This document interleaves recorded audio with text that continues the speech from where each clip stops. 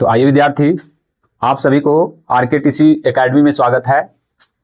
तो आज हम लोग बायोलॉजी का सेशन लेकर आए हैं। ऑब्जेक्टिव आप देख रहे होंगे, यहाँ टॉप 20 क्वेश्चन का सीगमेंट है। हाँ, तो यहाँ पे आप देख रहे हैं कि टॉप 20 क्वेश्चन का सीगमेंट लेकर आए हैं, और ये वैसे क्वेश्चन हैं जो कि एग्जाम में हूबहू छपने वाले क्वेश्चन हैं। तो आप लोग ध्यान देकर के जो है इस सेशन को सुनिएगा और क्वेश्चन को भी आप लोग टिक कीजिएगा, है ना। और आप लोग पढ़ाई कर रहे होंगे, विश्वास है, क्योंकि एग्जाम का समय बहुत नज़दीक आ चुका है ना विद्यार्थी।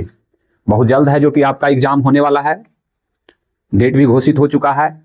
आप लोग पढ़ाई तन मन से कीजिए, है ना।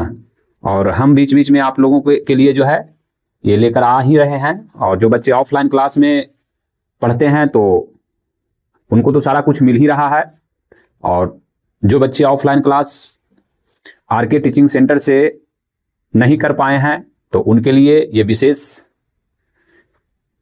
तौर पर लाया जाता है ना। तो सबको देखते हुए ये काम चालू किए हैं, है ना विद्यार्थी। तो चलिए हम लोग बिना देरी किए हुए जो है आज इस सेगमेंट को प्रारंभ करते हैं, है ना। चलिए, तो पहला क्वेश्चन है, आपको ध्यान दीजिएगा, यहाँ पे बोर्ड पे लगा हुआ है। सवाल आपका पहला है, कौन सा एंजाइम वसा पर क्रिया करता है। तो हम आपको 30 सेकंड का टाइम देंगे और आप जो है एकदम इत्मीनान से क्वेश्चन को, पहले ऑप्शन को जो है बढ़िया से पढ़िएगा। कभी भी एग्जाम में जो है हड़बड़ी नहीं दिखाना है ना। और एग्जाम में ऑप्शन को बड़ा आराम से पढ़ना है। तो देखिए, सबसे पहला नंबर ऑप्शन दिया हुआ है पेप्सिन। तो क्या पेप्सिन जो है वसा को पचाने में मदद करता है। तो आपको पढ़ाए हैं कि सर पेप्सिन जो है वसा को पचाने में मदद नहीं करता है, बल्कि ये प्रोटीन को पचाने में मदद करता है। किसको पचाने में मदद करता है? प्रोटीन को पचाने में मदद करता है। और इसे यहां पे कह रहा है वसा, है ना विद्यार्थी। ट्रिप्सिन भी विद्यार्थी आपको पता है, ये भी प्रोटीन को पचाता है। अब ये कौन कहां पचाता है, ये डाइजेशन में आपको हम क्लियर कट किए हैं। डाइजेशन नाम के जब टॉपिक पढ़ाए हैं तो वहां पे आपको बताए हैं कि पेप्सिन क्या करता है और ट्रिप्सिन क्या करता है ना। तो ये चीज ध्यान रखिएगा। नेक्स्ट है आपका लाइपेज, और फिर है आपका एमाइलेज। तो एमाइलेज जो होता है विद्यार्थी, ये आपको कार्बोहाइड्रेट पचाता है। किसको पचाता है? कार्बोहाइड्रेट को पचाता है। कार्बोहाइड्रेट को पचाता है। तो बच गया आपका लाइपेज। लाइपेज जो है विद्यार्थी किसका पाचन करता है? तो वसा का पाचन करता है। क्लियर है सभी को? अच्छा, ये निकलता कहां से है? लाइपेज का निष्कासन सर कहां से होता है, एक बार बता दीजिए। तो आप लोगों को बताए थे विद्यार्थी कि अग्नाशय नाम का एक ग्रंथि होता है ना, जिससे 3 प्रकार के एंजाइम निकलता है। इसमें आप लोगों को ट्रिक लिखवाए थे, LAT, लेट, याद है कि भूल गए हैं, है ना। L फॉर होता है लाइपेज, A फॉर होता है एमाइलेज, और T फॉर होता है ट्रिप्सिन, है ना। लाइपेज का काम होता है वसा का पाचन करना, जैसा कि हमने यहां पे आपको बताया। एमाइलेज का काम होता है कार्बोहाइड्रेट का पाचन करना, और ट्रिप्सिन का काम होता है, बता दीजिए फटाफट सर, प्रोटीन का पाचन करना। क्लियर है यहां तक सभी को? तो समझ में आया होगा। तो चलिए हम नेक्स्ट क्वेश्चन की ओर चलते हैं।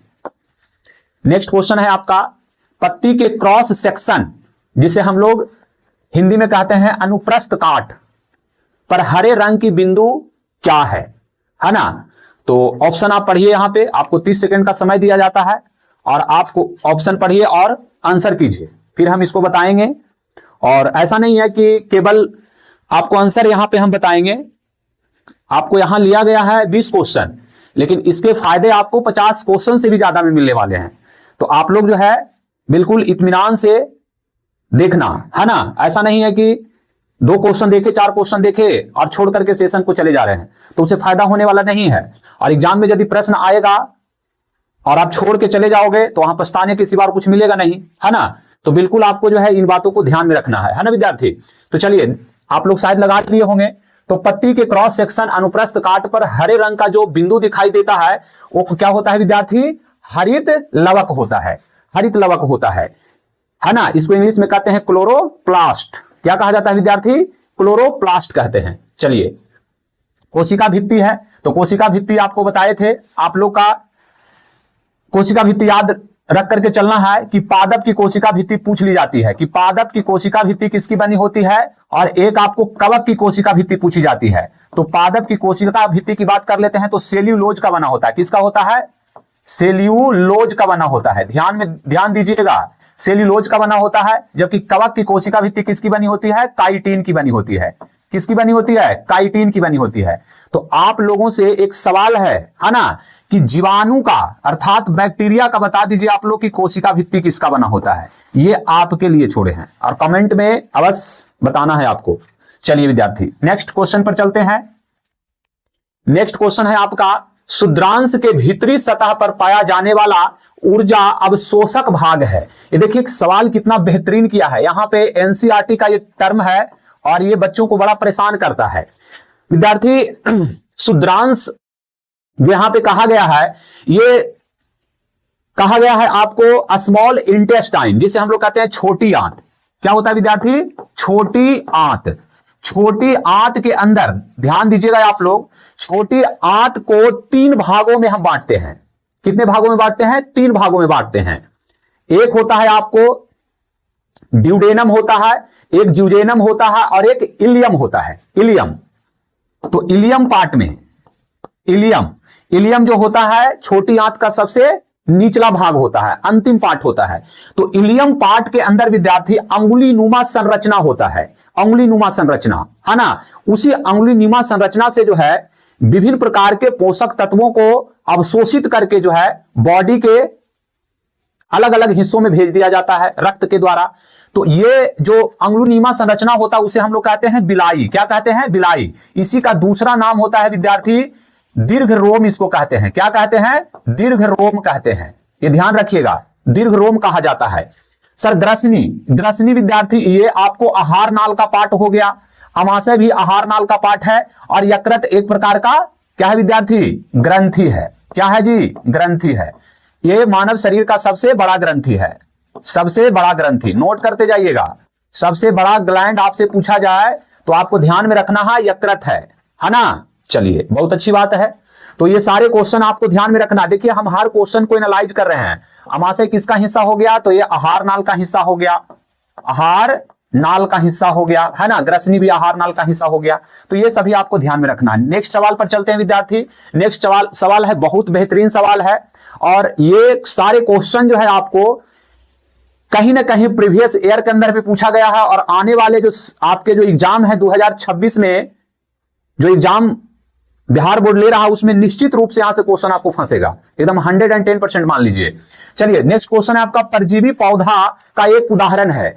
ये आपको जो दिए गए हैं इनमें से आपको बताना है कि परजीवी पौधा का उदाहरण है। तो पहला ऑप्शन दिया गया है गोबर छत्ता। गोबर छत्ता आप लोग देखे होंगे है ना। इसी को हम कहते हैं छत्रक, जो कि एक प्रकार का क्या होता है विद्यार्थी? फंगी होता है, कवक होता है। आप लोग को पता होना चाहिए गोबर छत्ता क्या होता है? एक कवक होता है। ब्रायोफाइलम विद्यार्थी इसी को हम कहते हैं पत्थर चट्टा है ना। आपको पता होगा ब्रायोफाइलम को हम क्या कहते हैं? पत्थर चट्टा कहते हैं। ब्रायोफाइलम जो विद्यार्थी इसमें जो है नए पौधे का विकास जो है आपको किससे हो जाता है? पत्ती से ही हो जाता है। समझ में आ रहा ना? पत्ती से ही हो जाता है। इसमें जो जनन की क्रिया जो होती है वो कायिक प्रवर्धन के द्वारा होता है। किसके द्वारा होता है? कायिक प्रवर्धन के द्वारा होता है। नेक्स्ट है आपका अमरबेल। तो इसका सही जो जवाब होगा, परजीवी पौधा का एक उदाहरण है, इसका राइट आंसर का क्या हो जाएगा? अमरबेल हो जाएगा।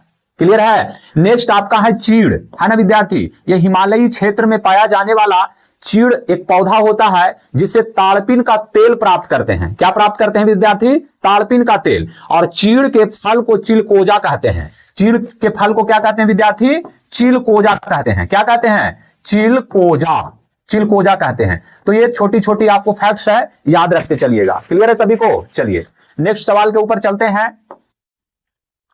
लीजिए, ये आपका रहा आरके टीचिंग सेंटर का ये सूचना है विद्यार्थी, आप लोगों के लिए ही है और आपके भाई बहनों के लिए भी है।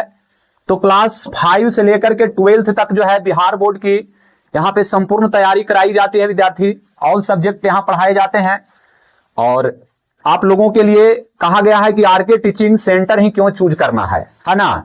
तो इनमें आपको आरके टीचिंग सेंटर चूज करने के लिए क्यों कहा गया है? तो सबसे पहला यहाँ पे अनुभवी एवं योग्य शिक्षक की व्यवस्था है ना। आप लोग यदि पढ़ रहे होंगे, इनमें से बहुत सारे ऐसे बच्चे होंगे जो ऑफलाइन पढ़ने वाले भी देख रहे होंगे इस वीडियो को, तो उनको तो पता है कि आरके टीचिंग सेंटर में क्या सुविधाएं मिलती हैं, है ना। उनको तो कहने की जरूरत है नहीं। बाकी जो बच्चे हमसे दूर दराज हैं, है ना, वो भी इस वीडियो को यदि देख रहे होंगे, है ना, तो वो भी अगर चाहेंगे, अगर उनको पॉसिबल होगा तो ऑफलाइन क्लास वो ज्वाइन कर सकते हैं। इनमें कोई अतिशयोक्ति नहीं है, वो आ सकते हैं।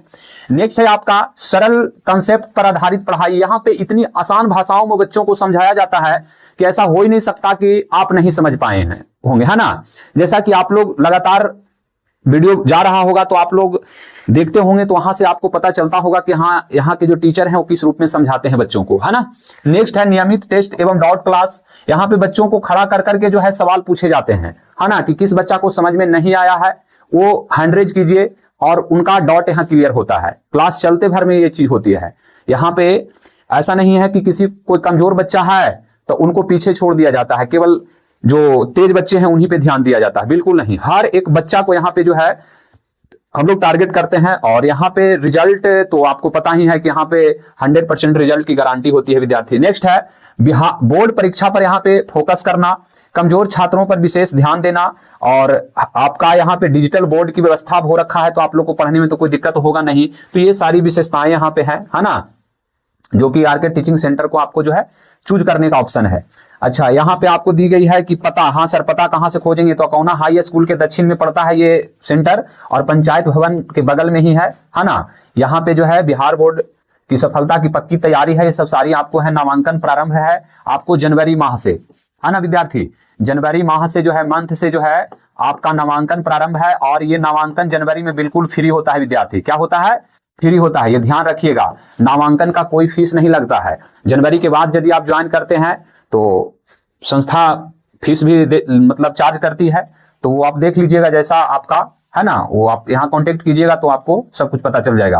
बाकी हमारे फैकल्टी रहे हैं, है ना, यहाँ का टीचर हैं सभी जो आपको बेहतरीन एजुकेशन उपलब्ध करवाते हैं। सीटें जो है विद्यार्थी सीमित हैं, ध्यान दीजिएगा, है ना। पहले आओ और पहले पाओ, ठीक है। चलिए फिर आगे बढ़ते हैं, इसी के साथ आ जाइए। नेक्स्ट क्वेश्चन है, मनुष्य में नासिका क्या होगा विद्यार्थी? नासिका यहां पे होगा नासिका छिद्र, लैरिंग्स, ट्राइकिया तथा फेफड़ा मिलकर क्या बनाते हैं, है ना। तो यहां पे एक आपको तंत्र बना रहे हैं, सिस्टम बना रहे हैं। तो आप बताइए क्या उत्सर्जन तंत्र में ये सब भाग लेते हैं? नासिका छिद्र होता है, क्या उत्सर्जन तंत्र में नासिका छिद्र होता है, लैरिंग्स होता है, फेरिंग्स होता है, ट्राइकिया होता है, फेफड़ा होता है? जी बिल्कुल नहीं, उत्सर्जन तंत्र अलग चीज है। क्या जनन में ये सब होगा? बिल्कुल नहीं। तो ये दोनों ऑप्शन तो कट गए। कई बार आप क्वेश्चन को एलिमिनेट करना, है ना, क्वेश्चन को एलिमिनेट करने से भी आपको आंसर छट जाते हैं। तीसरा है आपका है विद्यार्थी पाचन और चौथा है आपका श्वसन। तो क्या डाइजेशन के अंदर फेफड़ा का कौन सा रोल है? तो ऐसे ही छट गया, जैसे ही फेफड़ा आ गया तो सबको पता है कि फेफड़ा जो है श्वसन में मदद करता है। लो जी, ऑप्शन छट गया जी, श्वसन तंत्र का निर्माण करेगा। चलिए नेक्स्ट सवाल है विद्यार्थी, एटीपी में फॉस्फेट की संख्या कितनी होती है ना। तो एटीपी में फॉस्फेट की जो संख्या होता है विद्यार्थी वो आपको कितना होता है? 3 होता है। एकदम नॉर्मल सा सवाल है आपका। चलिए नेक्स्ट सवाल है, निम्नलिखित में से कौन रक्त थक्का जमने के लिए उत्तरदायी होता है ना। अब देखिए यहां पे आपको जो है ऑप्शन में सबसे पहला ऑप्शन दिया गया है रक्त विषाणु। अच्छा, रक्त विषाणु जो यहां ऑप्शन दिख रहा है विद्यार्थी, ये ऑप्शन हमारे टाइपिस्ट महोदय जो हैं यहां पे विषाणु कर दिए हैं, जबकि ये बिंबाणु होगा, रक्त बिंबाणु होगा। क्या होगा विद्यार्थी? बिंबाणु।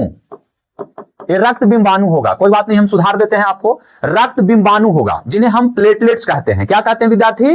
प्लेटलेट्स कहते हैं, जो रक्त को क्लॉट करने में, रक्त को थक्का बनाने में मदद करता है ना। अगर आपसे यह सवाल कर लेना कि रक्त थक्का बनाने में कौन सा विटामिन जिम्मेवार है, तो कौन सा हो जाएगा विद्यार्थी? विटामिन, बताइए फटाफट।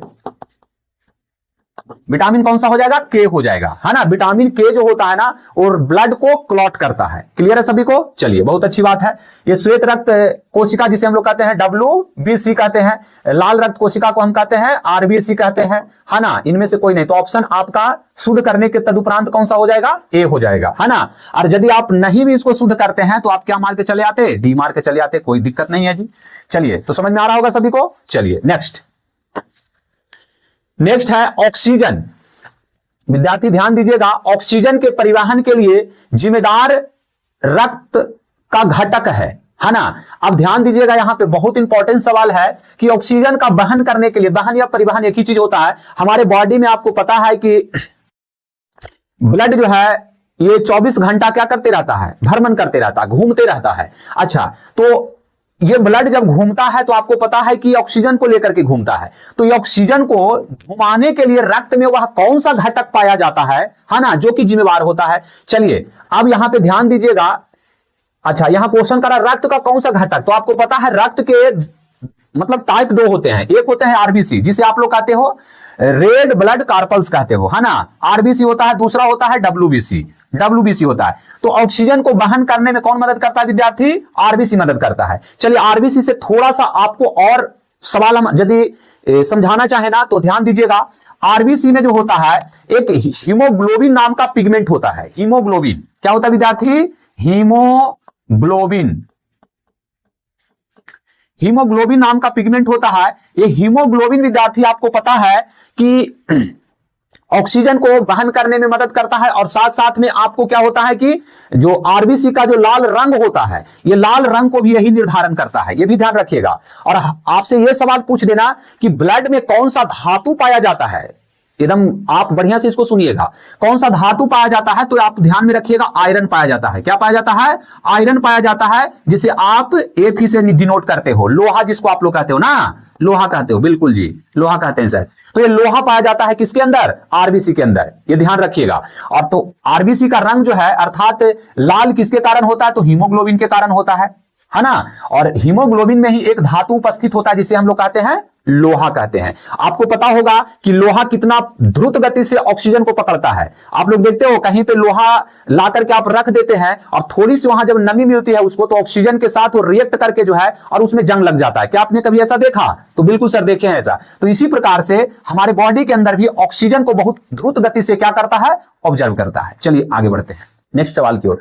पौधे के उत्सर्जी पदार्थ हैं। आपको पता है कि हम मानव के अंदर जो है, जंतुओं के अंदर विभिन्न प्रकार के उत्सर्जी पदार्थ होते हैं। ये हम सारी आपको उत्सर्जन नाम के टॉपिक में क्लियर किए हैं कि उत्सर्जी पदार्थ किसे कहते हैं, उत्सर्जी अंग किसे कहते हैं, उत्सर्जन किसे कहते हैं। ये सभी का हमने परिभाषा बहुत बेहतरीन, बहुत बारीकी से समझाने का प्रयास किया है, तो वहां पे आप समझ पाए होंगे।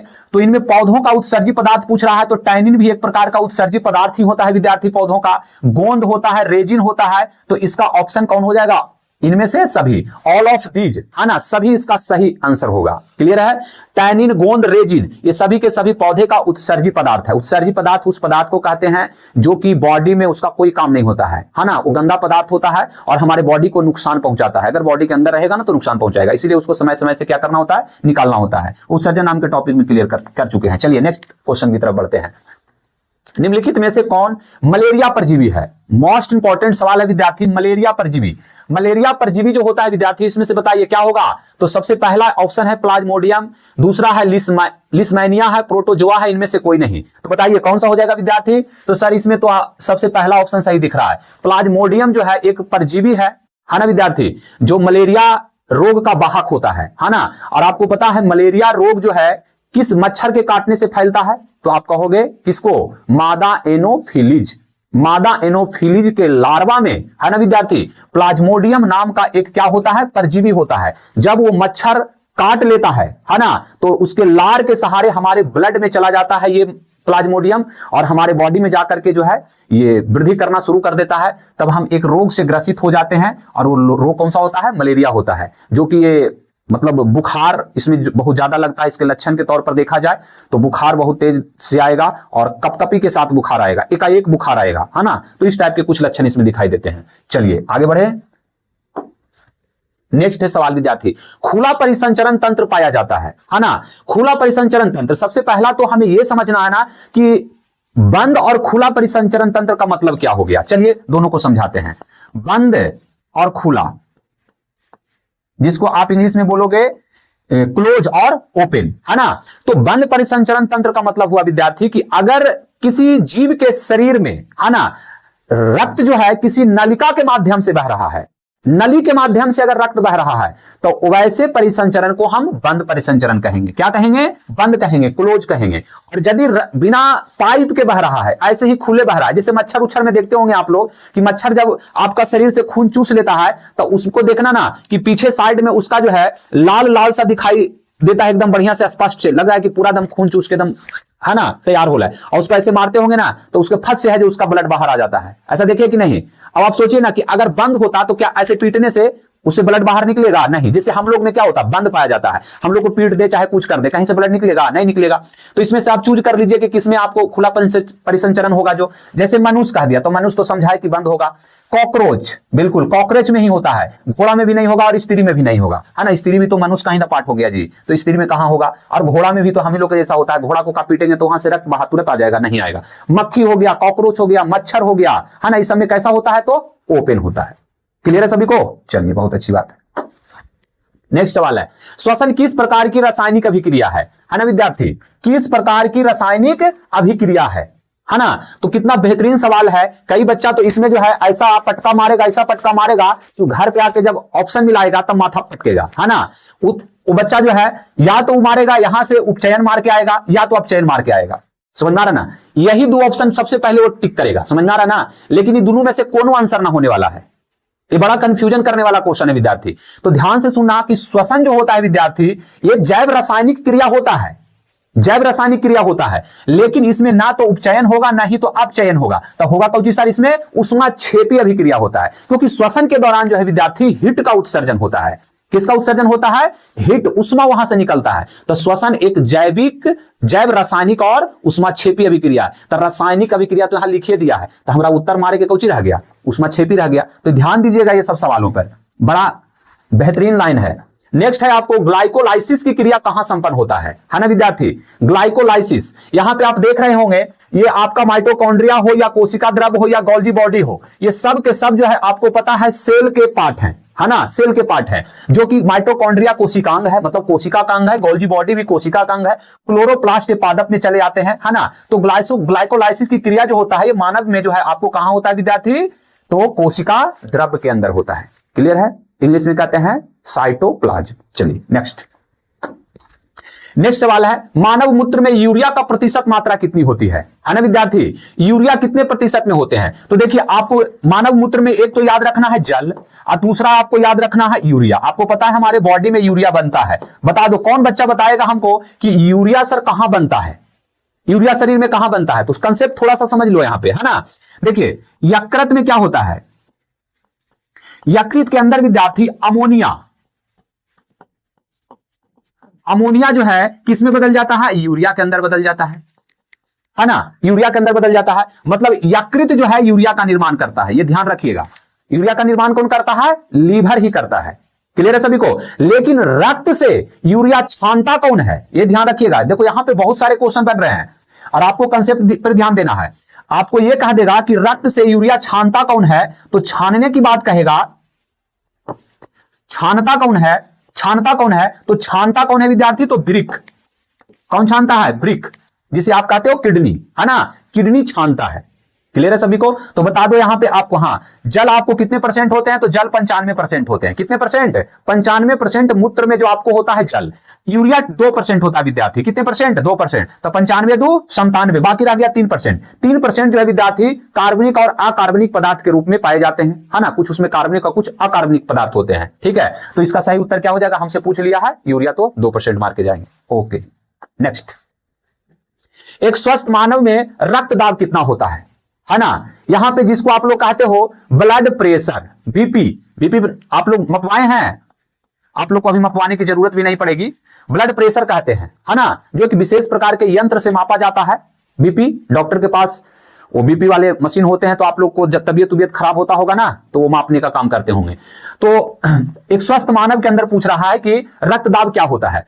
तो विद्यार्थी यहां पे ऑप्शन दिया हुआ है 120/80 mmGH, है ना। ये पारा का दाब होता है विद्यार्थी, mmGH। 180/120, 80/120 mmHg होगा। 100/120 होगा। सब में mmGH लगा हुआ है। 120/100 दिया है। आप लोग बताइए कौन सा होगा? लो, हम सब में लिख दिए हैं, बताओ क्या होगा, बताइए। तो ये आपका क्या हो जाएगा विद्यार्थी? 120/80, है ना। बड़का बट्टा छोटका, आप लोग को पढ़ाते समय बताए होंगे कि अगर आप एग्जाम हॉल में भुला रहे हैं, देखो दोनों ऑप्शन में दिले है, 80/120 भी दिले है और 120/80 भी दिले है। सर हम एग्जाम हॉल में कंफ्यूजन कर रहे हैं, तो बस वहां पे स्मरण करना, सर पढ़ाए थे बड़का बट्टा छोटका, पहले बड़का ना आता है तो बड़का बट्टा छोटका कर लेना, 120 बड़ा हो गए और 80 कौन हो गए, छोटका हो गए। क्लियर है सभी को? तो ऑप्शन क्या हो जाएगा, 120। मतलब हमारा हृदय जो है 120 के स्पीड से भेजता है ना, और हृदय में वापस जब ब्लड लौट के आता है तो कितना के स्पीड से आता है, तो कहोगे सर 80 के स्पीड से आता है। क्लियर है सभी को? जो कि सिराओं में बहता है, कहां बहता है, सिराओं में, और वो अशुद्ध रक्त होता है। क्लियर है सभी को? कार्बन डाइऑक्साइड उसमें मिला होता है। चलिए बहुत अच्छी बात है। देखो लिया गया है यहाँ पे 20 क्वेश्चन, सॉरी 20 क्वेश्चन लिया गया है, लेकिन आप देख रहे हो एनालिसिस में आपको 50 क्वेश्चन से भी ज्यादा निकल रहे हैं, है ना, इसलिए आपको पूरा सेशन को देखना है और लाइक भी करते जाना है और शेयर भी कर दीजिएगा, है ना। आजकल आप लोग जो है केवल अपने पढ़ते हैं और अपने दोस्तों को शेयर नहीं करते हैं, है ना, तो ये सब आप लोगों में थोड़ी सी कमियां हैं। और आप लोग जो है कमेंट भी कीजिए, जिससे कि हमें कमेंट को पढ़ के ये पता चल पाए कि हाँ हमारे विद्यार्थी समझ रहे हैं। चलिए 16 नंबर क्वेश्चन है, पायरुवेट के विखंडन से यह CO2 H2O, CO2 कहे तो कार्बन डाइऑक्साइड, H2O कहे तो जल, तथा ऊर्जा देता है, यह क्रिया होती है। ये आपसे पूछा जा रहा है कि यह क्रिया कहां होता है। तो आपको बताए थे श्वसन नाम के टॉपिक जब पढ़ा रहे होंगे तो उसमें आप लोगों को बताया गया होगा कि श्वसन की क्रिया जो संपन्न होता है वो सेल के भीतर होता है, सेल के भीतर होता है, और सेल में ही विद्यार्थी आपको बताया गया था क्रेब्स चक्र के दौरान जो है एटीपी का निर्माण होता है, एडोनिन ट्राइफॉस्फेट, एटीपी का निर्माण होता है, एडोनिन ट्राइफॉस्फेट का निर्माण होता है, जो कि ये क्या होता है, एक ऊर्जा का रूप होता है, एक ऊर्जा का रूप होता है। और इसी क्रिया के दौरान, क्रेब्स चक्र के दौरान जो है क्या बनता है, कार्बन डाइऑक्साइड जैसा एक गैस बनता है, जो कि हमारे बॉडी के लिए जहरीली होती है ना, जल का निर्माण होता है और यहां से ऊर्जा भी मुक्त होती है। तो बता दीजिए कौन सा होगा, कोशिका द्रव? नहीं सर बिल्कुल नहीं, माइटोकॉन्ड्रिया बिल्कुल सही होगा। चलिए नेक्स्ट, दूध से दही जमने में कौन सी क्रिया होती है, आप लोग बता दीजिए। दूध से जब दही आपके घरों में बनाया जाता होगा तो वहां कौन सी क्रिया होती है, अपघटन की क्रिया, पहला ऑप्शन दिया हुआ है अपघटन की क्रिया, प्रकाश संश्लेषण, बिल्कुल दूध से दही से प्रकाश संश्लेषण तो पौधा में होता है, इसको ऐसी छाट न दीजिए, है ना। देखो एग्जाम हॉल के अंदर आपको क्वेश्चन को एलिमिनेट करके ऑप्शन भी हटा देना, ऑप्शन भी हटा दोगे ना तो ऑप्शन ऑटोमेटिक छट्टे चल जाएगा। सर उत्सर्जन, उत्सर्जन कहां होगा सर, दूध से दही बन रहा, उत्सर्जन तो दूसरा चीजें है ना, ये तो हानिकारक पदार्थों को बॉडी से बाहर करते हैं, ये उत्सर्जन है। अपघटन, अपघटन में क्या होता है सर, अपघटन में कोई भी जीव जंतुओं को जो है, या फिर कह सकते हैं कि कुछ वस्तुओं को सड़ा गला करके मिट्टी में मिला उला दिया जाता है ना, तो वो अपघटन की क्रिया होती है। हम यहां दूध से दही बना रहे हैं, है ना, तो अपघटन भी छट गया। बताओ सब यदि आप जान रहे हो तो तो बचा जी, कौन बचा, किन्वन। तो आप लोग से एक और सवाल रहा कि दूध से दही बनाने में कौन सा जीवाणु मददगार होता है, बता पाओगे? चलो हम ही बता देते हैं, दूध से दही बनाने में लैक्टोबैसिलस, कौन सा जीवाणु होता है विद्यार्थी, लैक्टोबैसिलस, लैक्टोबैसिलस, लैक्टोबैसिलस नामक एक बैक्टीरिया होता है, जीवाणु होता है, जो दूध से क्या बना देता है, दही बना देता है। क्लियर है सभी को? चलिए नेक्स्ट सवाल, पादपों में पाया जाने वाला, यहां पे पादपों, सॉरी ठीक है लिखा हुआ ये ठीक है, पादपों यहां पे हो जाएगा, पादपों में पाया जाने वाला वृद्धि हार्मोन कौन सा है ना। तो ऑप्शन देखिए, जिब्रेलिन, ये लो जिब्रेलिन पादप हार्मोन है, बिल्कुल सही है जी। एड्रिलिन, बिल्कुल ये पादप हार्मोन है, ये नहीं है तो पादप हार्मोन वृद्धि क्या करेगा, कट गया। इंसुलिन, आपको पता है इंसुलिन जो है पेनक्रियाज से निकलता है, खत्म हो गया, है ना। ये आपको दिया है थायरॉक्सिन, दिया हुआ थायरॉक्सिन थायराइड ग्लैंड से निकलता है, चलो ये भी कट गया। तो ऑप्शन आपको ऐसे ही छट रहा है, जिब्रेलिन छट रहा है ना। तो आपको पता है कि पादप में 5 प्रकार का हार्मोन होता है, कितने प्रकार के, 5 प्रकार के हार्मोन होते हैं। ध्यान से सुनिएगा, जिब्रेलिन हार्मोन जो होता है विद्यार्थी, पादप में तने में वृद्धि तो करता ही है, समझ में आ रहा है ना, साथ साथ में और क्या करता है विद्यार्थी, ये जो है बीजों को अंकुरित करने में भी मदद करता है। ये ध्यान रखिएगा, ऐसा नहीं कि इस बार केवल पूछ दिया है कि पादपों में पाया जाने वाला वृद्धि हार्मोन है तो आप जिब्रेलिन याद रख के गए हैं, वहां हो सकता है कि चेंज कर देना कि बीज अंकुरन के लिए कौन सा हार्मोन जिम्मेवार है, तब भी आपका कौन सा हो जाएगा, जिब्रेलिन हो जाएगा। क्लियर है? अच्छा आपको बताया गया होगा कभी ना कभी ऑफलाइन क्लास के अंदर कि पादप में एक लौता ऐसा हार्मोन है जो गैसीय अवस्था में पाया जाता है, और वो हार्मोन का क्या नाम है विद्यार्थी, एथिलीन है सर। क्या है, एथिलीन। एथिलीन नाम का एक ऐसा हार्मोन है जो गैसीय अवस्था में पाया जाता है, गैसीय अवस्था में पाया जाता है ना विद्यार्थी, गैसीय अवस्था में पाया जाता है, ये ध्यान रखिएगा। और ये जो है आपको नेचुरली रूप से फलों को पकाने में मदद करता है, मतलब पौधे में जो फल पक जाते हैं ना, है ना, वो किस हार्मोन की वजह से पकता है, एथिलीन हार्मोन की वजह से पकता है, और ये लौटा ये गैसीय अवस्था में पाई जाती है ना। अच्छा, आर्टिफिशियली रूप से जो हम लोग फल पकाते हैं वो कौन सा गैस से पकाते हैं? एसिटिलीन। किसे पकाते हैं विद्यार्थी? एसिटिलीन।